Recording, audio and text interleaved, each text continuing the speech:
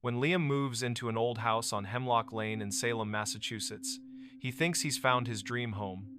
But every night at exactly 1:47 a.m., something begins pacing outside his door.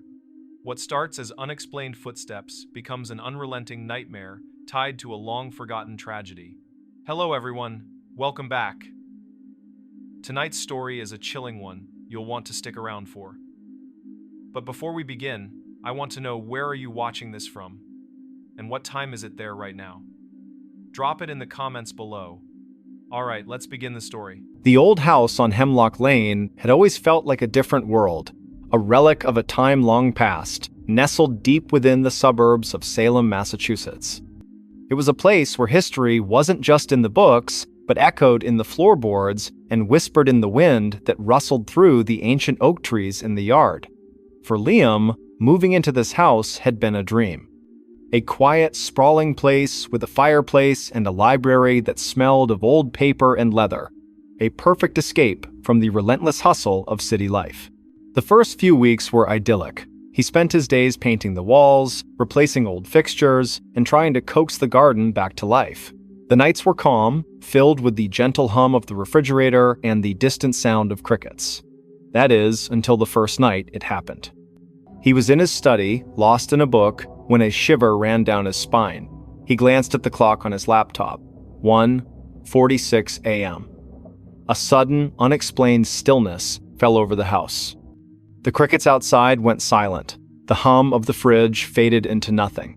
The air grew heavy, cold, and thick, with an unspoken presence. He held his breath, his heart pounding in his chest. Then, he heard it. A sound on the porch outside, a slow, deliberate movement on the worn wooden planks. Another one. Closer. And another. They were coming up the steps. 1, 2, 3. A steady, unhurried rhythm. He froze, his eyes wide with a mixture of fear and disbelief. He told himself it was just the house settling, just the wind playing tricks.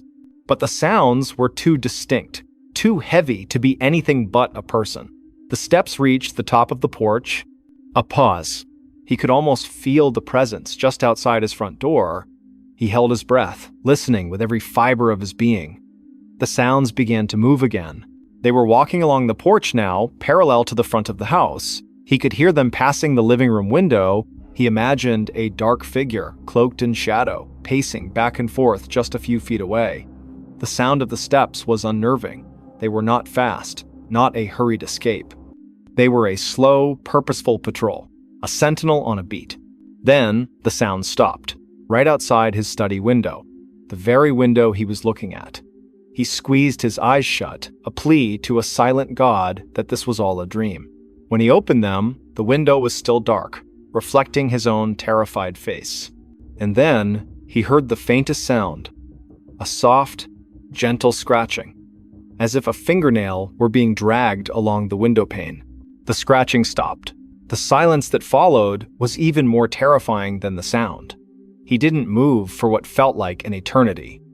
He simply sat, rigid with fear, until the sun began to peek over the horizon, casting a faint light into his room. He didn't sleep that night, or the next, or the one after that. Every night, it was the same. The silence at 1:46 a.m.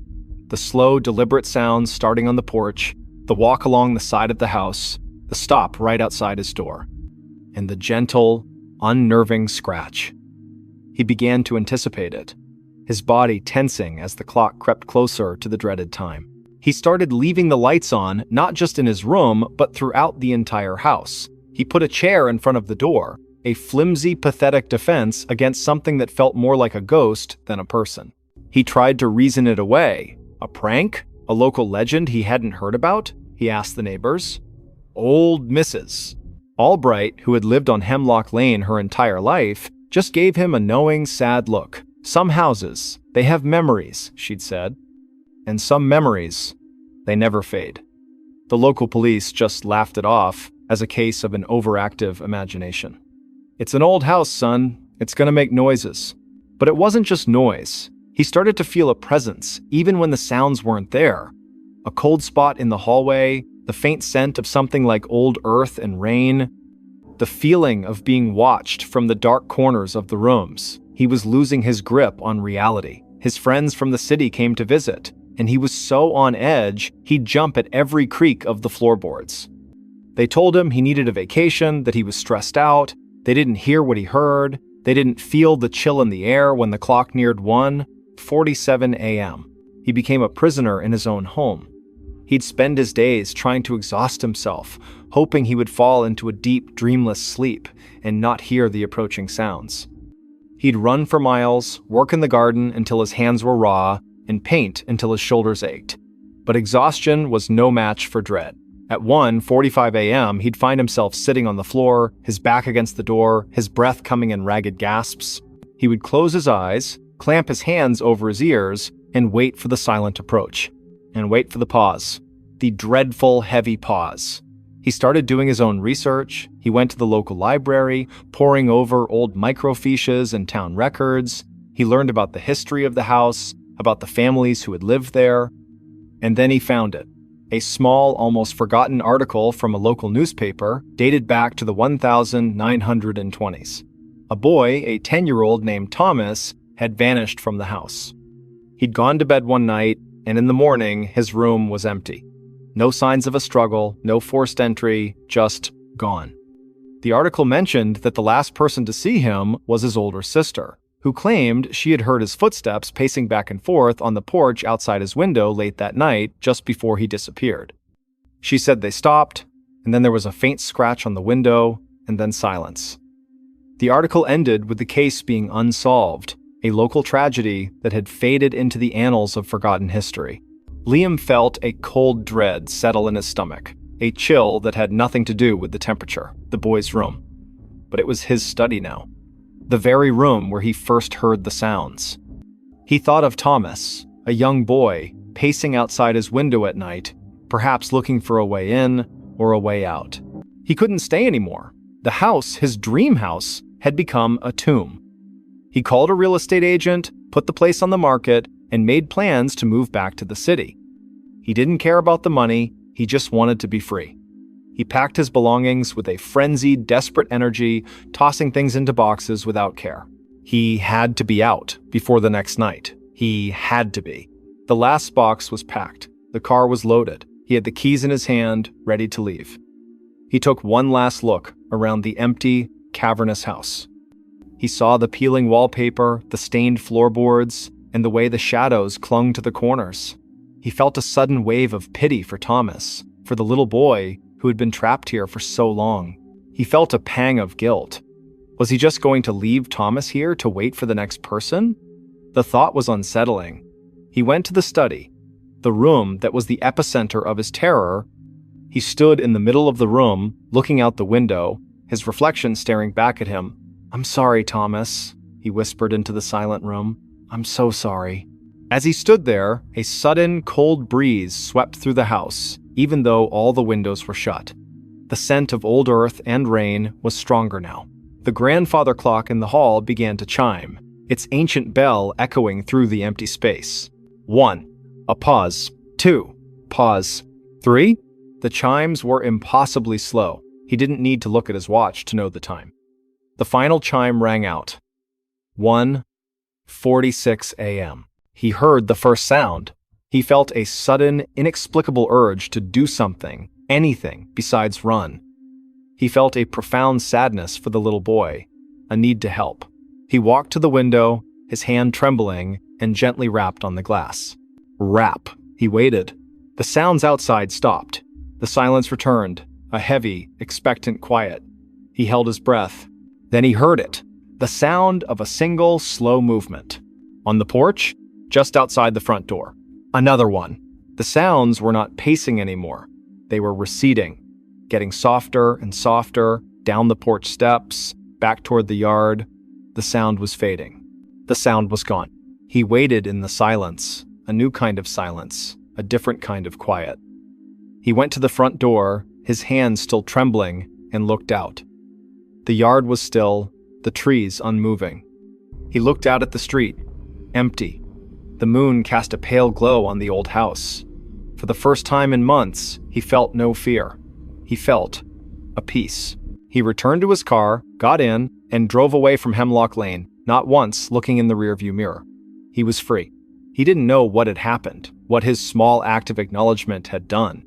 He just knew that he had left a quiet house behind him. A house that, perhaps, had finally found its peace as well. Years later, he still lived in the city, but he never forgot the old house and the sounds that had haunted him. He often wondered about Thomas and about what he had finally found out there in the quiet night. He wondered if he was finally home, and sometimes on quiet, dark nights, when the rain pattered against his window, he'd find himself looking at the clock, and when it was 1:47 a.m., he'd listen, and he would hear nothing at all. He woke up and realized someone had tucked him in. The small one-bedroom apartment on the edge of downtown Chicago was everything Alex needed. A cozy space, a view of the skyline, and the comforting anonymity of a bustling city. He was a creature of habit, a man who lived a solitary and predictable life. He worked long hours as a data analyst, and his evenings were a quiet rhythm of takeout, a good book, and a sound sleep. His bed was his sanctuary, a place of peace and rest after a long day of numbers and spreadsheets. He was a man who believed in facts, in data, and in the tangible world. The first time it happened, he woke up with a start, a familiar cold chill running through him. He was covered in a way he wasn't before. His comforter, which he always just pulled up to his waist, was now tucked neatly under his chin, the sides folded firmly under the mattress. It was a perfect, deliberate tuck. He sat up, his heart pounding. The room was dark, the blinds were closed, and there was no one there. He told himself he had done it in his sleep, a weird, subconscious action. He was a single man. There was no other explanation. He was just tired. He pulled the covers off, untucked the corners, and went back to sleep. The next morning, it happened again. The comforter was tucked neatly under his chin, the sides firmly secured. This time, he was more than just confused. He was unsettled. He lived alone. The door was locked, the windows were sealed. He had no pets. He spent the entire day at work in a state of unease, his mind replaying the image of the perfectly tucked blanket. He couldn't shake the feeling of an unseen presence in his bedroom. That night, he decided to do something about it. He bought a motion-activated camera, a small, discreet one, and placed it on his nightstand, pointing directly at his bed. He wanted proof. He wanted to see himself, in the middle of the night, tucking himself in like a child. He went to bed, a cold, hard lump of dread in his stomach. He didn't sleep well. He woke up at every creak of the floorboards, every distant siren, convinced he would catch the culprit in the act. But he never saw anything. In the morning, he checked the camera footage. He fast-forwarded through the video, watching his sleeping form, the slow rise and fall of his chest. He watched for hours, his eyes glued to the screen. At 3:17 a.m., the camera's red light flickered on. He was sleeping soundly. The blanket was just over his waist, as he had left it. Then he saw it. A faint shadow, a fleeting ripple of air, seemed to pass over his bed. The comforter, without a single visible hand to guide it, slowly began to move. The sides folded under the mattress, a perfect tuck. The top of the comforter was pulled up, just to his chin. The motion was slow, deliberate, and silent. There was no one there. Just a shadow, a presence, a force that was tucking him in. Alex's breath hitched in his throat. He went back to the footage, watched it again and again, hoping it was a glitch, a trick of the light, but it wasn't. The motion was too fluid, too purposeful. It was an entity, a thing that was entering his room, not to scare him, not to harm him, but to perform a quiet domestic act. It was tucking him in. The terror of a monster was replaced by a more insidious, a more profound kind of fear. The fear of something that was a part of his life. A silent, unseen companion that watched him sleep and cared for him in its own chilling way. He couldn't stay in the apartment anymore. The feeling of being watched was too much to bear. He didn't tell his friends or family why he was moving. How could he explain that he was leaving his home because a ghost was tucking him in? He found a new place, a modern building with a doorman, a place where he was sure no one could get in. He meticulously checked every lock, every evening before he went to bed. He was determined to leave the terror behind. The first few nights were peaceful. He slept soundly, his dreams free of shadows and fear.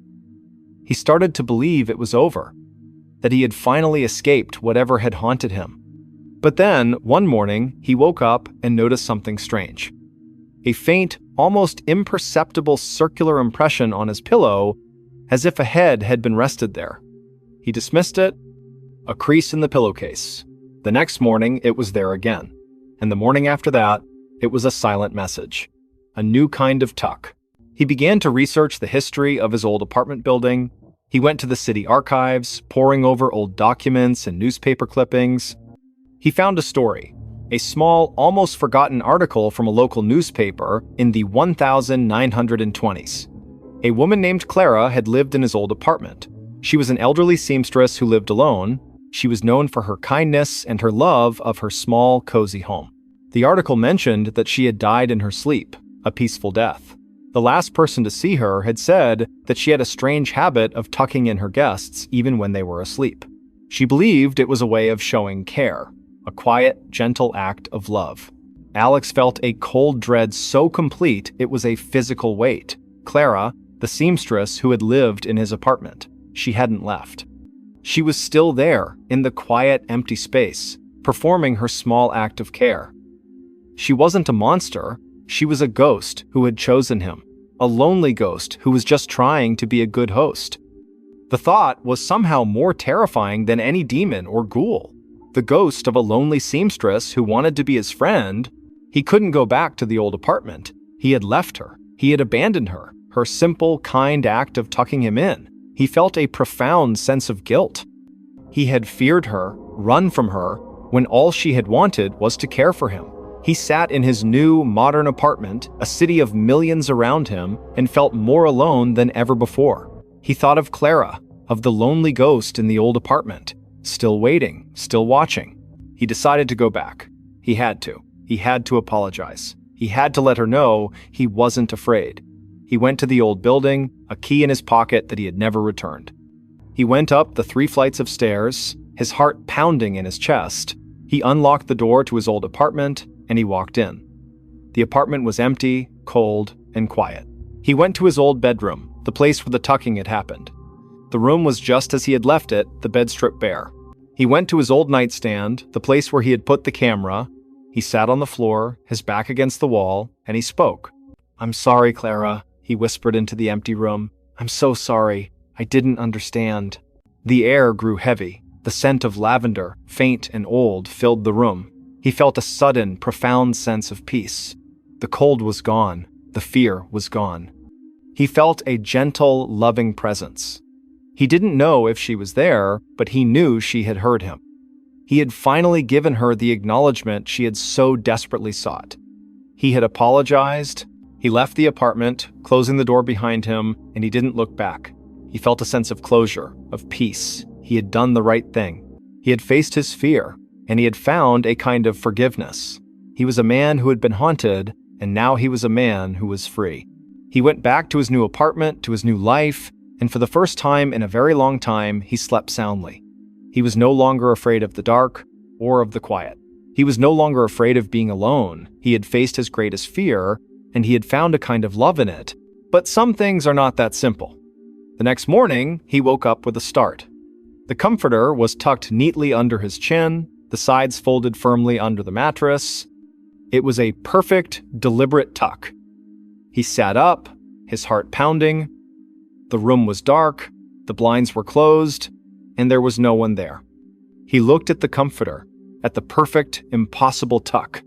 The ghost of Clara had followed him. She hadn't wanted to be left behind. She was still with him, in his new apartment, in his new life, a silent, unseen companion. The fear returned, a familiar, cold dread. He had apologized. He had tried to be a good man. But he had been a man who had been chosen, and a ghost who has chosen you will never let you go. The quiet, gentle terror of the tucking would be a part of his life forever.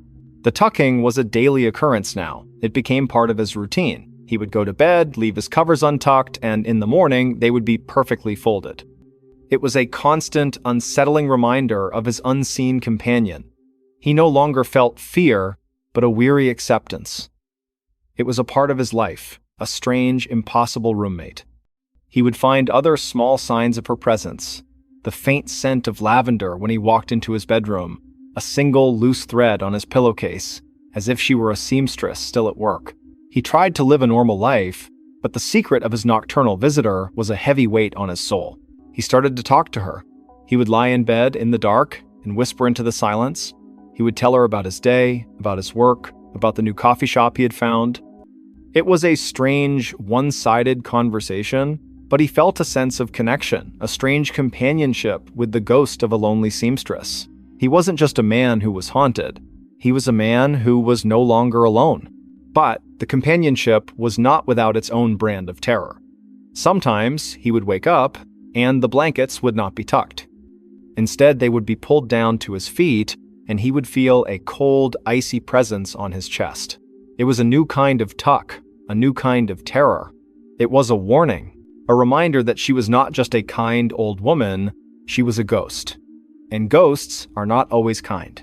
One morning, he woke up, and he was not just tucked in. He was wrapped tightly in the blanket, his arms and legs bound to his body. He struggled to get free, his heart pounding with a primal, suffocating fear. He heard a soft whisper, a voice that was not in his ears, but in his mind. "Stay a while. I'm lonely." He finally managed to get free, his body shaking with terror. The blankets were perfectly wrapped, a tight, impossible cocoon. He looked at his reflection in the mirror, and he saw a man who was no longer just a tenant. He was a possession. Clara was not just a companion, she was a captor. He fled the apartment, ran out into the city streets, a man who had lost his mind. He found a friend, a man who had always been a skeptic, and he told him everything.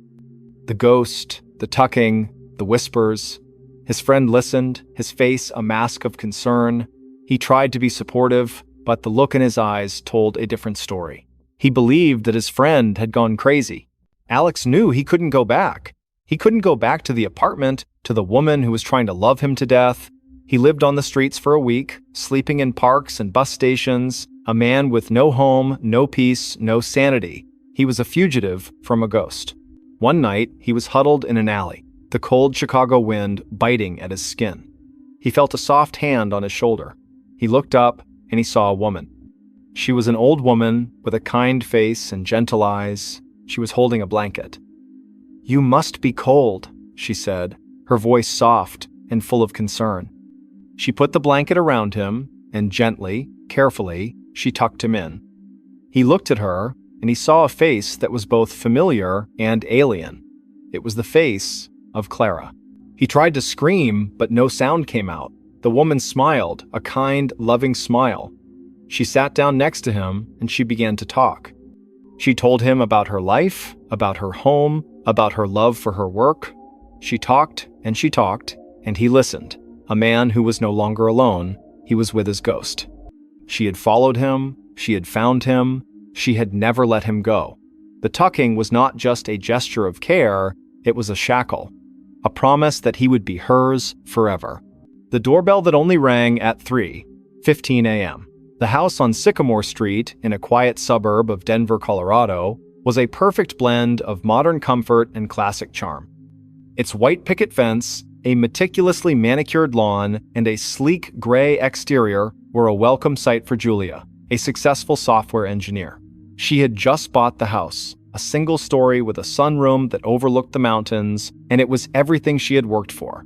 She was a woman who valued structure and logic, and the house, with its smart locks and automated lighting, felt like an extension of her own organized life. The first few weeks were idyllic. She spent her evenings in the sunroom, watching the sunset, her days filled with the quiet satisfaction of a life well earned. The house was calm, a haven of peace, until the night the doorbell rang. It was 3:15 a.m. Julia was a light sleeper, and the sound of the chime, a classic ding-dong that echoed through the silent house, sent a jolt of adrenaline through her. She sat up in bed, her heart pounding. Who would be at her door at this hour? She crept out of bed, her phone in her hand, and checked the security camera feed. Her porch was empty. No one. The motion sensor hadn't been triggered, and the camera log showed no activity. It was a phantom chime. She went to the front door, peered through the peephole, and saw only the dark, empty street. She went back to bed, her mind racing, a knot of unease tightening in her stomach. The next night, it happened again. 3:15 a.m. The same ding-dong. She sprang out of bed, checked the camera, and found nothing. This time, a cold dread replaced her initial surprise. This was not a fluke, it was a pattern. She started to dread the night, the clock ticking closer and closer to the appointed hour. She would sit up in bed, her eyes fixed on the digital display, waiting for the sound that was both impossible and terrifyingly real. She tried everything to stop it. She disabled the smart doorbell, unplugged the chime, and even went as far as to remove the button itself from the wall. The house was silent, dark, and empty. She went to bed, a profound sense of relief washing over her. She would finally get some rest. But at 3:15 a.m., the sound came again. It was faint this time, a ghostly echo of the chime, as if the sound itself had been imprinted on the house. It was not a physical sound. It was an auditory hallucination, a sound that was only for her. She began to spiral. The lack of sleep, combined with the psychological terror of the phantom chime, was taking its toll. Her work was suffering, her perfectly organized life was falling apart, and her friends started to notice her gaunt face and haunted eyes. She tried to tell them, but her words sounded crazy, even to her own ears. "My doorbell keeps ringing, but there's no one there." They suggested she was stressed, that she was imagining it, but she knew she wasn't. The fear was too real. She tried to fight back with logic. She bought a new, more advanced security system. She installed infrared cameras and motion sensors all around the perimeter of her house. She even set up a camera inside the house, pointing at the front door, hoping to catch some glimpse of the impossible. She went to bed that night, a single, determined thought in her mind. She would find an answer. At 3:15 a.m., the faint, ghostly ding-dong echoed through her room. She sprang out of bed, grabbed her tablet, and checked the security camera feed. The outside cameras were still, the street was empty, and the motion sensors showed no activity. She switched to the inside camera, and her blood ran cold. The camera showed her front door, perfectly still and unremarkable. But as she watched, she saw a faint indentation appear on the surface of the wood, a small, circular impression, as if an invisible finger were pressing the now absent doorbell button. It was a phantom touch, a contact that was only visible to the camera's eye. The indentation lingered for a moment and then faded. The phantom chime had been the sound of an invisible visitor, an impossible presence that was trying to get into her house. Julia's mind reeled. This was not a hallucination. This was real. She was being haunted. But why? What did it want? She went back to the footage, pausing it, zooming in on the circular indentation. It was a perfect circle, a small, silent ring of pressure on her door. It was a persistent, patient, and terrifying attempt to get her attention. She had lived in this house for weeks, and this thing had been there all along, waiting for the opportune moment, for the dead of night, to announce its presence. She couldn't stay. She put the house on the market, desperate to escape the phantom chime and the invisible visitor. She packed her belongings with a frantic energy, throwing things into boxes without care. She just needed to be out. She needed to be gone before the next night. The house sold quickly, and she moved into a high-rise apartment in the city, a place with a doorman and security cameras on every floor. She felt a profound sense of relief as she settled in. The city noise was a comforting blanket, a constant, predictable sound that kept the silence at bay. She slept soundly for a week, and then two. She started to believe she had escaped. But some things can't be escaped. Sometimes a haunting is not about a place, it's about a person. One night, she was having a restless dream. A dream of a long, dark hallway and a ringing sound in the distance. She woke up with a jolt, her heart pounding. The clock on her nightstand read 3:15 a.m. A profound, icy coldness filled her room, seeping into her skin. She heard a sound, a faint, impossible ding-dong. It was not coming from her doorbell, it was coming from inside her phone. A ghostly echo, a notification sound she had never heard before. She looked at her phone. There was a notification on her calendar. It said, "Time to open the door." Her mind went blank with terror. It had followed her. It had found her. It was not the house. It was her. The doorbell wasn't meant for the house. It was meant for her. It was a silent, persistent knock on her soul, a plea for her to let it in. She looked at the door of her apartment, a solid, modern, locked door. She imagined the circular indentation on the surface of the wood, the invisible finger pressing against it, patiently waiting for her to respond. She knew she couldn't run anymore.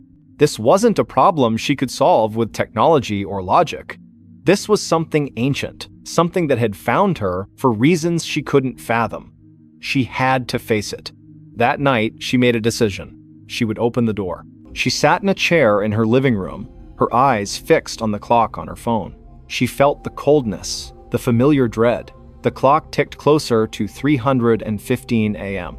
She took a deep breath. She was a woman who valued structure and logic, and the most logical thing to do was to face the impossible. 3:15 a.m. The sound came. The faint, ghostly ding-dong, a sound that was not in her ears but in her mind. She stood up, her legs shaking, and walked to her front door. She took a deep breath, and with a hand that was surprisingly steady, she unlocked the deadbolt. She turned the knob and slowly, deliberately, pulled the door open. The hallway outside was empty. The lights were on, the cameras were on, and there was no one there. She felt a profound sense of confusion. She had expected a gaunt figure, a shadow, a presence. But there was nothing.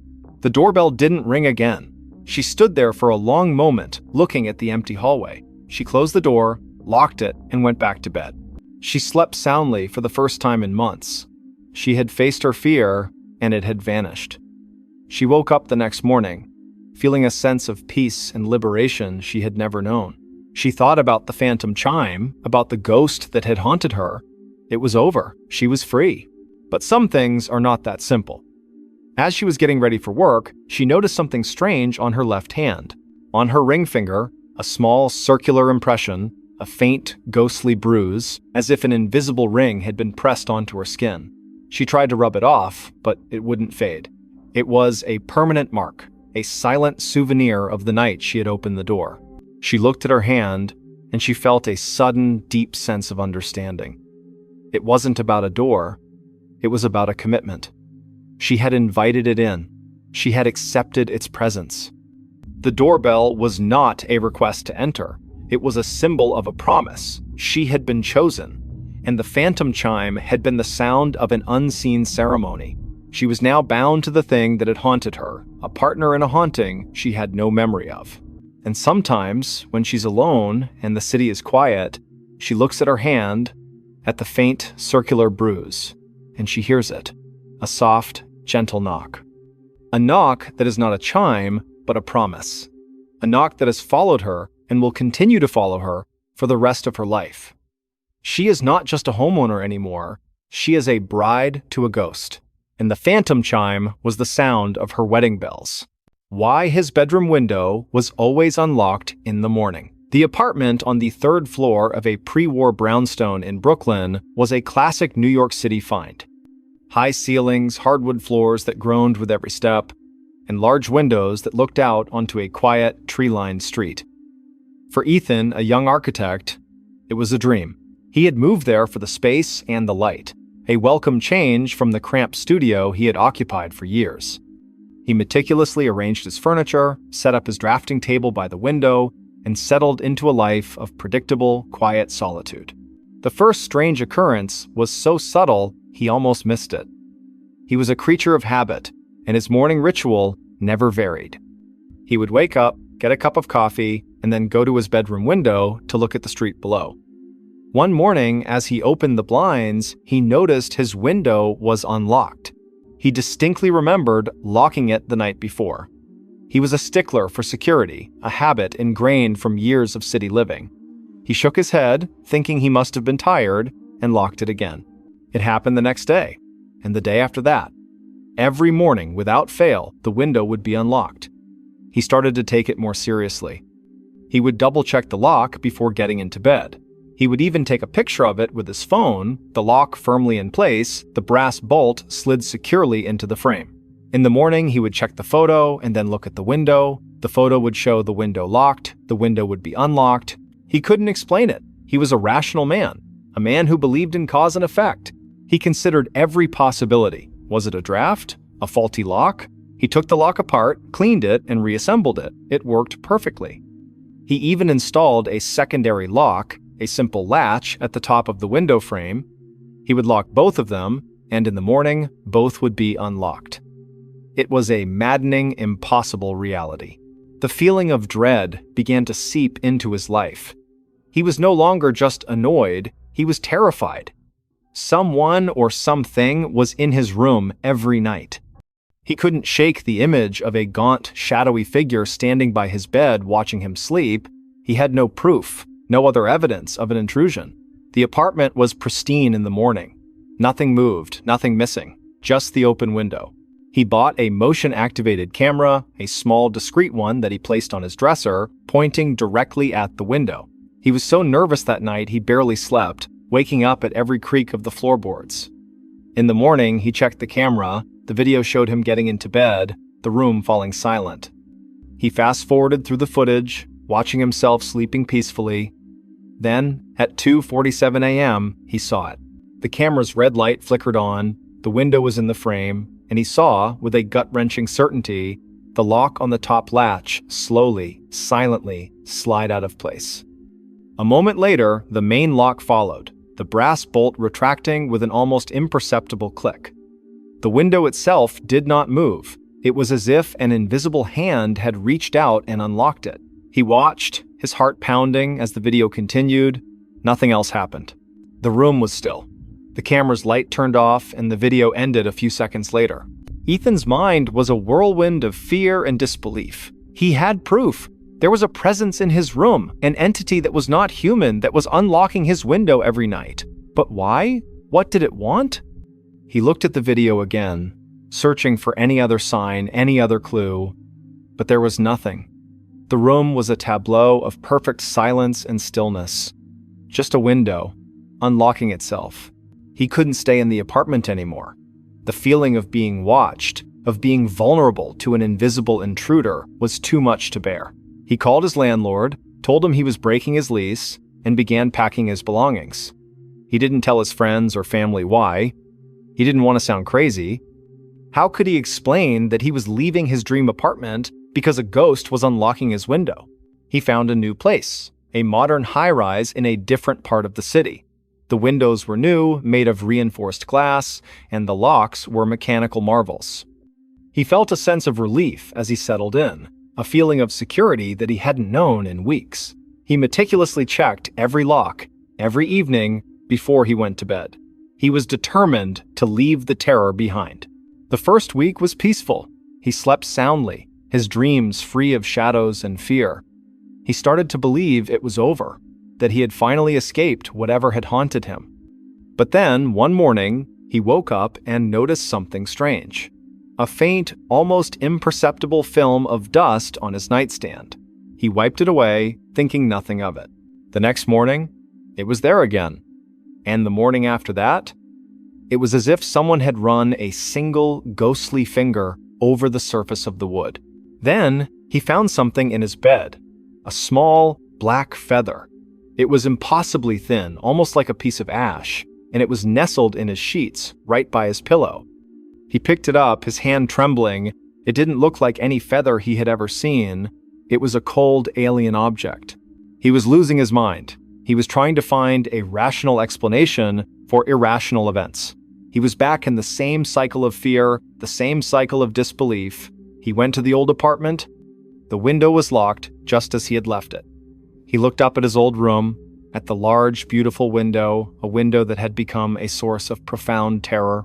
He wondered if his replacement had noticed the unlocked window in the morning. He decided to do more research. He went to the local historical society, a musty old building filled with the memories of the city. He looked through old records of his brownstone, tracing its history back to the 1800s. He found a story, a small, almost forgotten article from a local newspaper. A young boy, a child named Edward, had lived in the building in the late 1800s. The boy was an insomniac, a child who would stay up all night, sketching in his notebook, his mind filled with fantastic, impossible creatures.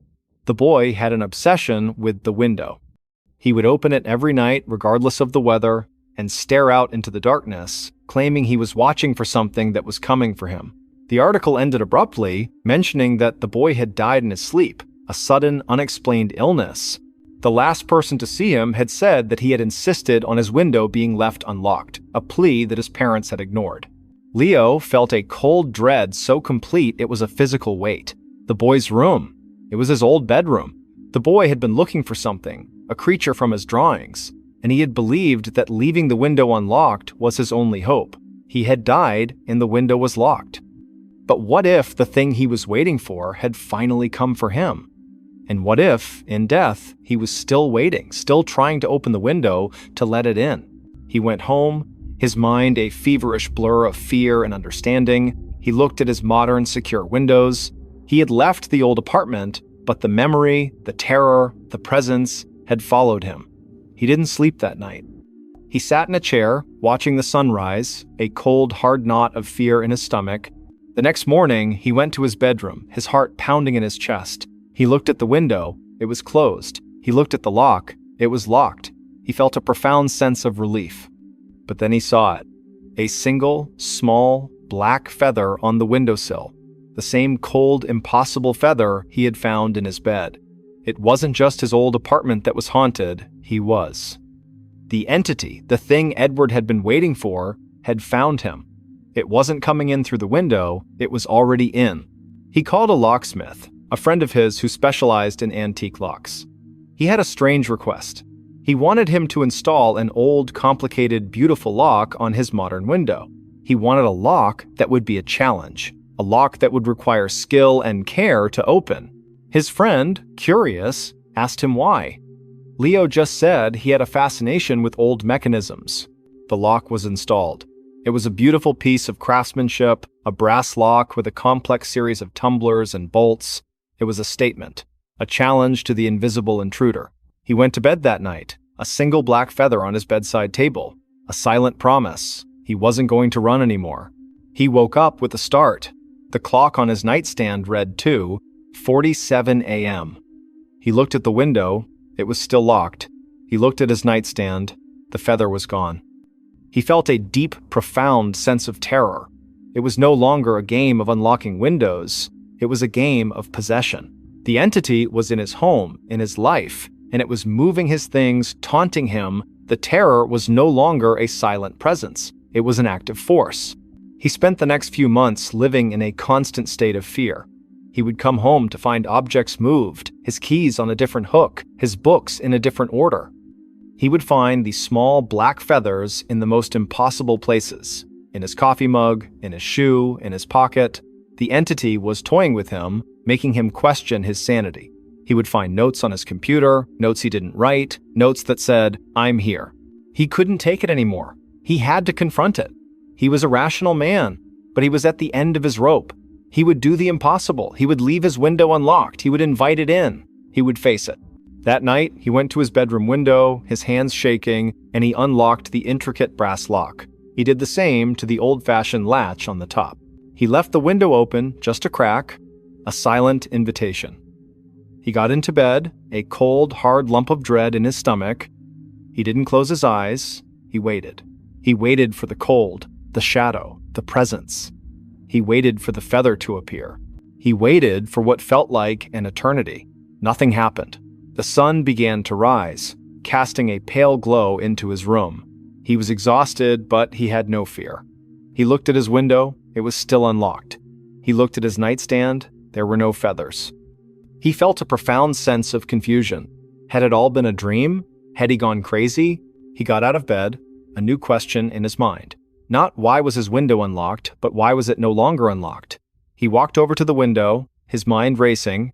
He looked out at the street below, at the people walking to work, at the world that was moving on without him. He looked at the window, and he saw a note. A small piece of paper, folded into a perfect square, was stuck to the glass. He opened the window and grabbed the note. It said, "It's too late. I'm already inside." He didn't run. He just stood there, the note in his hand, looking at his reflection in the glass. He saw a man who had lost his mind, a man who had invited a ghost into his home. He looked at his reflection, and he saw a single, small, black feather in his hair. He looked at the note in his hand, and he felt a single, slow knock on the back of his head.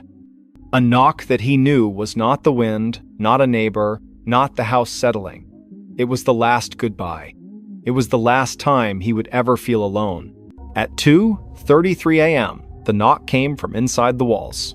The old Victorian house on Elm Street was a beautiful wreck. It had peeling paint, sagging porches, and a widow's walk that looked out over the entire town of Portland, Oregon. For Leo, a history professor and a restorer of antique furniture, it was a dream. He saw past the decay and imagined the stories the house could tell. He spent his life working on things that were old and broken, and this house felt like his greatest project yet. He bought it at a steal, and for the first few months, the creaks and groans of the old place were just the sounds of history settling in. The first strange event happened 3 weeks after he moved in. He was in his study, a room with a large bay window and walls lined with books, when he heard a sound. A quiet, rhythmic tapping. He thought it was a branch from the ancient oak tree outside, scratching against the window pane. He went to the window, opened it, and looked.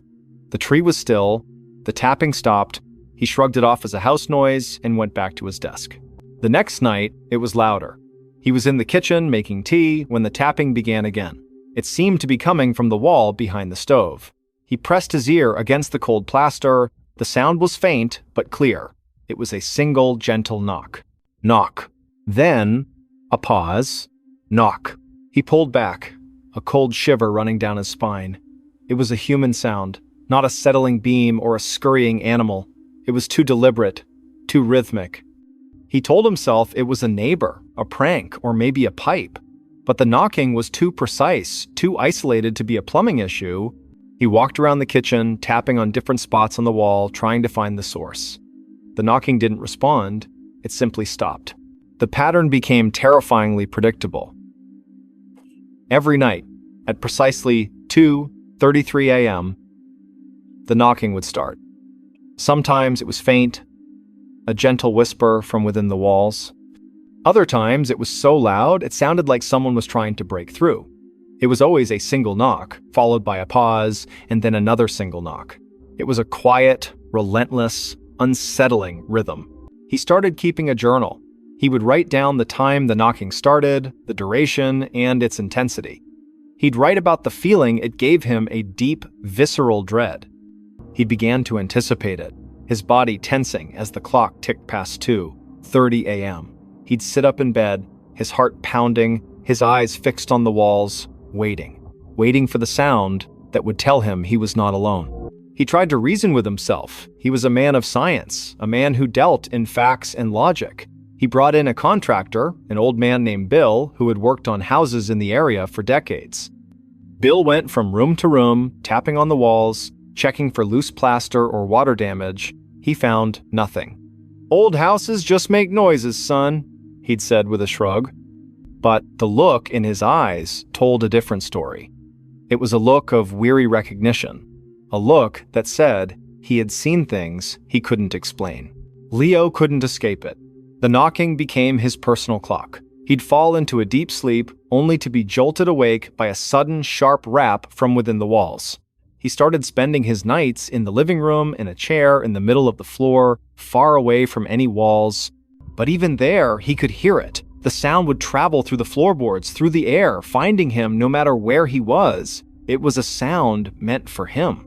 He began researching the house's history. He went to the city archives, poring over old blueprints and property records.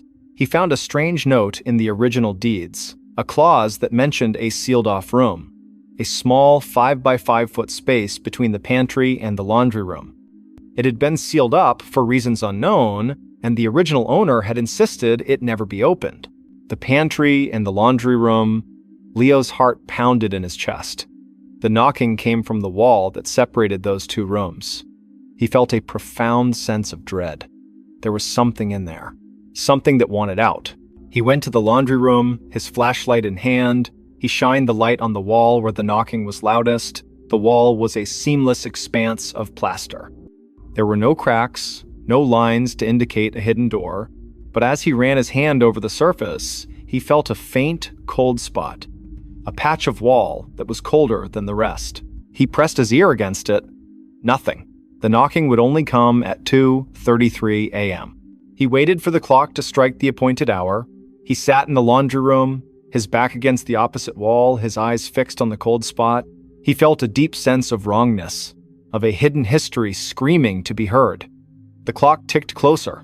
He held his breath. 2:32 a.m. The air grew heavy. The silence in the house was absolute. Even the gentle hum of the refrigerator in the kitchen faded into nothingness. 2:33 a.m. He heard it, a single, sharp knock. It came from the cold spot on the wall. It was not a gentle tap this time. It was a desperate, pleading sound, a voice without a mouth, trying to get his attention. Knock. Another one. Louder. Knock. He couldn't take it anymore. The mystery, the fear, the relentless rhythm had broken him. He went to his shed, grabbed a hammer, and returned to the laundry room. He didn't care about the history, the property value, or the original deeds. He just needed to know. He needed to make it stop. He took a deep breath, raised the hammer, and swung. The hammer hit the plaster with a dull thud. A small crack appeared. He swung again and again, the plaster shattering, revealing the lath and plaster beneath. He kept hitting, tearing the wall apart, until he hit a piece of wood. It was an old piece of wood, but it was solid. He hammered away at it, his arms aching, his mind a feverish blur of fear and determination. He kept going, until he had torn a hole big enough to see inside. He shined his flashlight into the darkness. The space was a small, dusty closet. There was a single small chair in the middle of the room. On the seat of the chair, sitting perfectly still, was a doll. It was a little boy doll, dressed in old-fashioned clothes, with porcelain skin and painted blue eyes. The doll was sitting in a pose that was eerily human, and on the floor next to the chair, there was a single small piece of paper. He reached in, his hand shaking, and pulled it out. It was a note, written in a child's shaky hand. It said, "I want to play." And Mescrew, Leo dropped the paper and the flashlight. He stumbled back, his breath coming in ragged gasps. The knocking stopped. The silence returned. It wasn't the silence of peace, but the silence of a predator who had found its prey. He had opened the door. He had let it out. He sold the house a month later. He didn't tell the new buyers about the hole in the wall, the sealed-off room, or the doll he had found. He couldn't. Who would believe him? He moved to a new city, to a modern apartment, with no history, no secrets, no hidden rooms. He got a new job, a new life. He was a man who had left his ghosts behind. But some things can't be left behind. Sometimes, at night, when the city is quiet and the moon shines through his window, he wakes up. His heart pounds, a cold chill running through his veins. He looks at the clock on his phone. 2:33 a.m.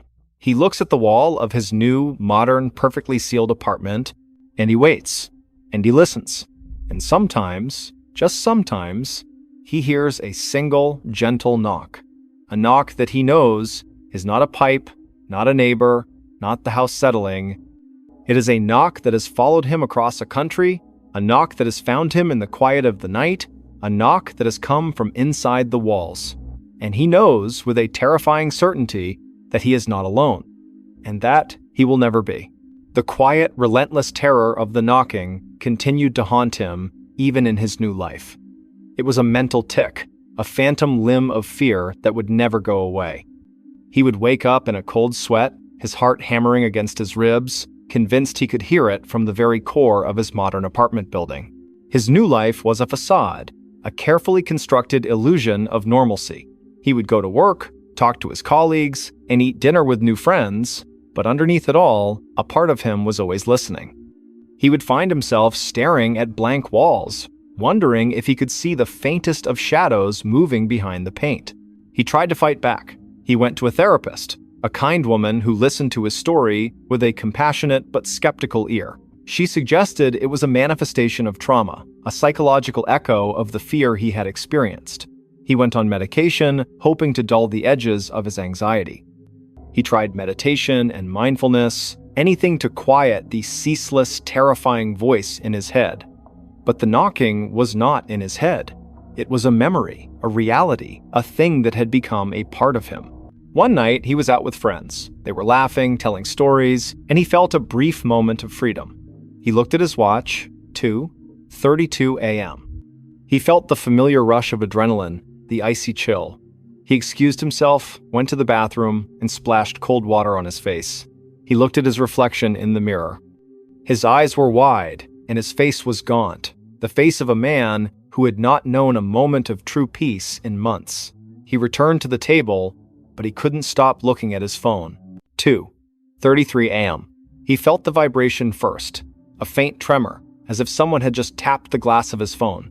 He looked down at the screen. There was a text message, a new number, a number he didn't recognize. He opened it. "You left me alone!" He dropped the phone, his hands shaking. His friends looked at him, their laughter dying on their lips. "Leo, what's wrong?" one of them asked. He didn't answer.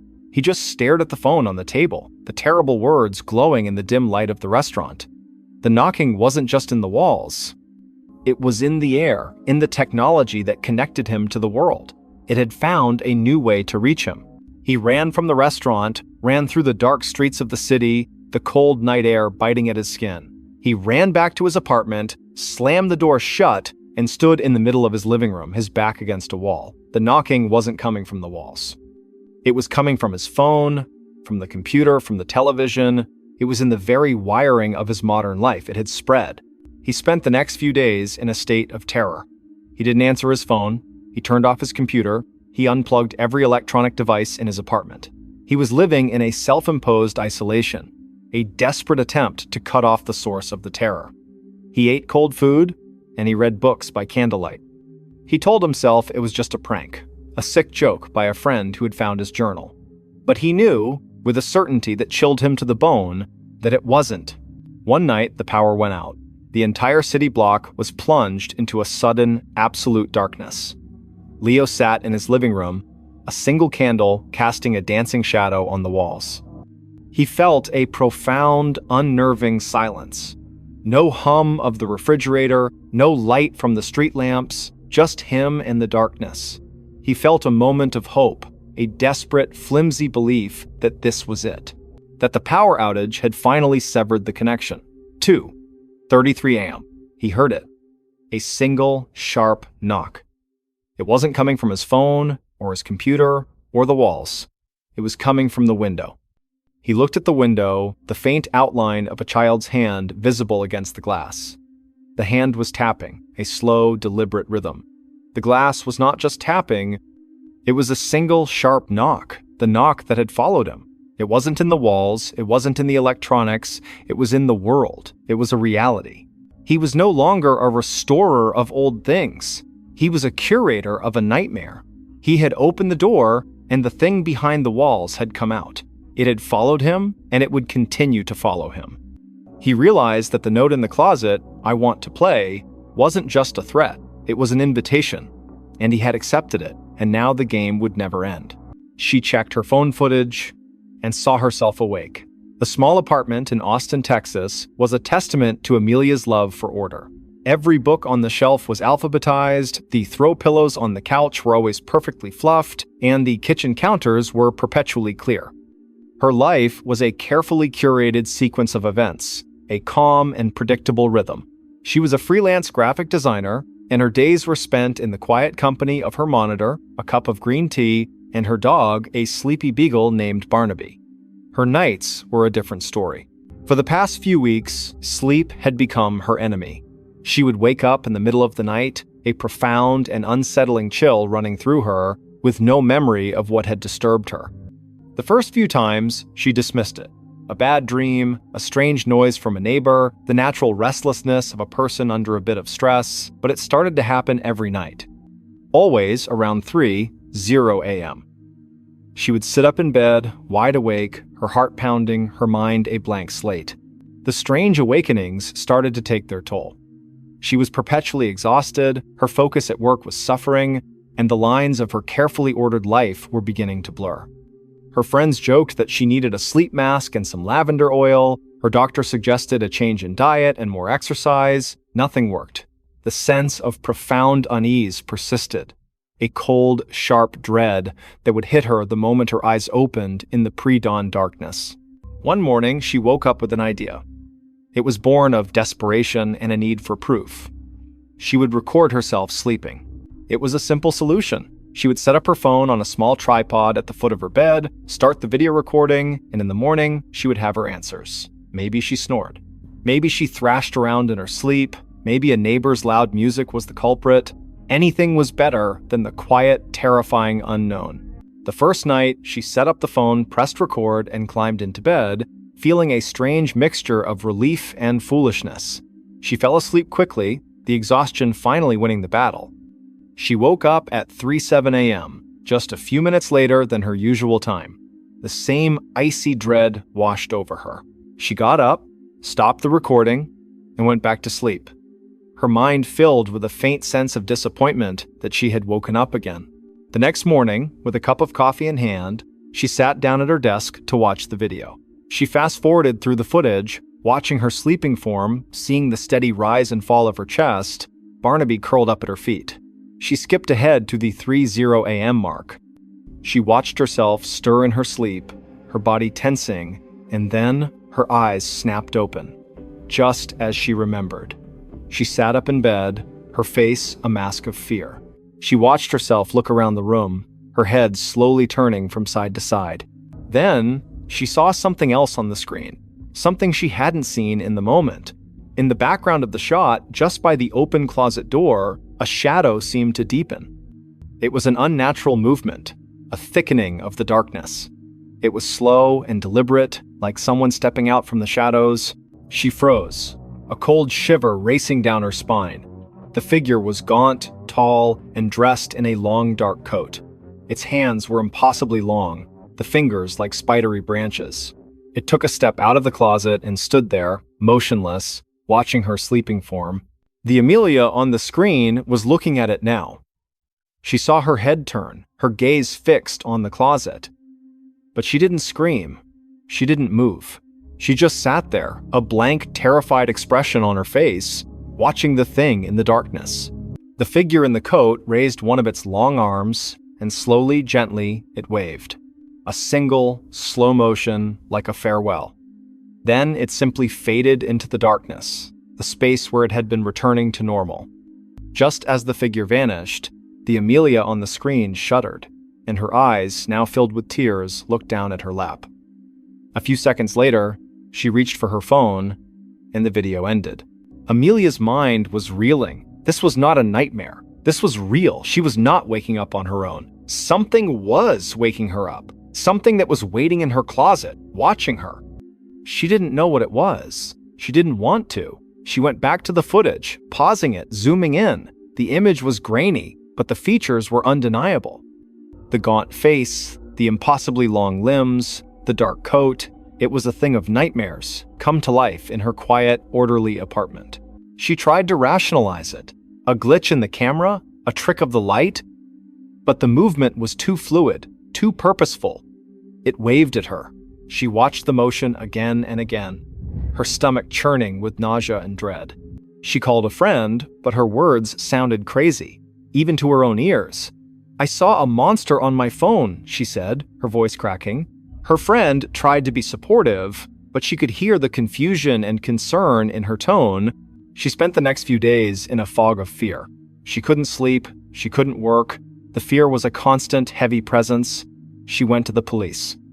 They listened patiently, their faces a mix of politeness and skepticism. They suggested she see a counselor. They told her there were no signs of a break-in, no evidence of anything amiss. She was on her own.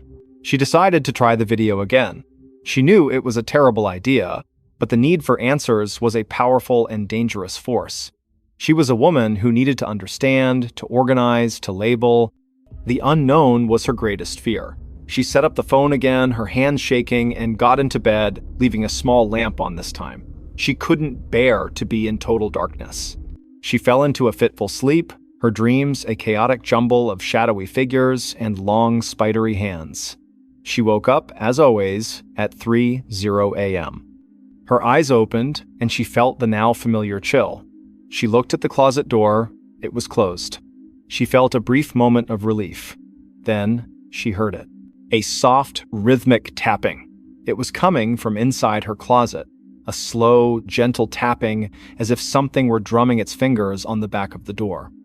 The sound was not loud, but it was so deliberate, so unnatural, that it was 1,000 times more terrifying than a scream. She watched the closet door, her eyes wide with fear.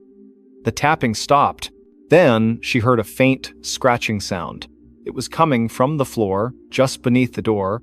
She watched as a small, thin, black object slid out from under the door. It was a piece of paper, folded into a perfect square. It was pushed all the way out into the middle of the floor, and then the scratching sound stopped. She was too terrified to move, to breathe. She waited until the first light of dawn broke through her window. The terror had given way to a quiet, cold determination. She got out of bed, her body stiff with fear. She went to the paper and picked it up. Her hands were shaking so badly she could barely unfold it. Inside, there was a single sentence, written in a spidery, unsettling script. "I miss our conversations." Her mind went blank. Conversations? What conversations? She didn't remember any conversations with a shadowy figure. The thought was horrifying. She had been awake. The video had shown her. But she had no memory of it. The thing in her closet was waking her up and speaking to her, and then somehow making her forget. It was more than a presence. It was a parasitic memory, a dark companion that was slowly, patiently stealing her waking hours. She ran. She didn't pack anything. She grabbed Barnaby, her keys, and her wallet, and she ran out of the apartment. She didn't stop to call anyone. She drove to the nearest motel, checked in, and sat on the bed in the middle of a brightly lit room, her phone footage playing on a loop. She watched herself, her sleeping self, a quiet, unsuspecting prey, and she watched the shadowy figure, a patient predator, waiting for her to wake up. She never went back to the apartment. She abandoned her furniture, her belongings, her carefully curated life. She moved to a new city, a place with a different time zone, where 3:00 a.m. was not 3:00 a.m. anymore. She installed security cameras throughout her new apartment, and she never, ever slept with her closet door closed. She started therapy, a long, difficult process of trying to understand the gaps in her memory and the nature of the fear that had become a constant companion. She learned about dissociative amnesia, about the mind's way of protecting itself from trauma, but she knew this wasn't just a psychological break. It was something else. Months turned into a year. She was beginning to heal. She had a new job, new friends, a new rhythm. The terror had receded, replaced by a quiet, lingering vigilance. The memory of the figure in the coat was a dull ache in the back of her mind, a scar from a wound that would never fully close. She still sometimes woke up in the middle of the night, a cold dread in her stomach, but she would check her phone, the time would be a random number, and the fear would subside. She told herself she was okay. She told herself she was safe. Then, one night, she was having a restless dream, a dream of a long, dark hallway and a gaunt figure waiting at the end. She woke up with a gasp, her heart pounding. The clock on her nightstand read 3:00 a.m. A profound, icy coldness filled her room, seeping into her skin. Barnaby, who was sleeping at the foot of her bed, suddenly sat up, his ears twitching, and he began to growl, a low, guttural sound. He was looking at the closet door. It was closed. A single, small piece of paper slid out from under the door, unfolding as it went. It was a perfect square. It came to rest in the middle of her floor. Her breath caught in her throat. She looked at Barnaby, and he was still growling, his eyes fixed on the paper.